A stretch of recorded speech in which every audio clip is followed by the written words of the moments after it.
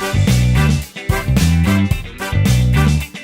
everyone, it's Mona here at Klatch. Today's Friday. That means it is another Coaster Friday. I was wandering through the grocery store, where they have, the different things like in bulk that you can, get out of the tubes or whatever. These beautiful red lentils caught my eye, and I thought I want to put those in a coaster and see how they turn out. So that's what we're going to do today. We're going to do some red lentil resin coasters. I've mixed 2 ounces of resin, and now I have my lentils. I'm going to take a bunch, put them right on in. They're so pretty. I love this orange color. I want to make sure they all get covered, just like that, and then I'm going to pour them right on in here.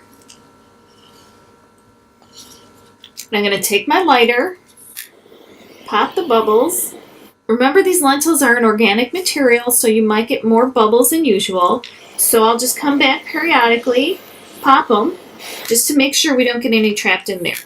So we'll let this sit a minimum of 12 hours, but I will come back and check it every once in a while, and then we will pull it out and see how it looks. Here it is all finished. The resin has cured.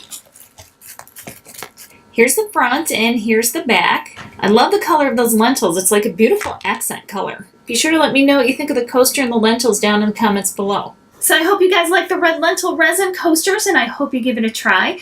Just always be on the lookout for different things that kind of catch your eye, that look nice, the color or the texture, and try to incorporate that into a coaster. It'll be one of a kind conversation piece, and it'll look great with your decor. So thanks so much for being here, and I will definitely see you next time. Remember, life is too short not to shimmer, so grab your glue gun and your glitter. Stay safe. Bye, guys.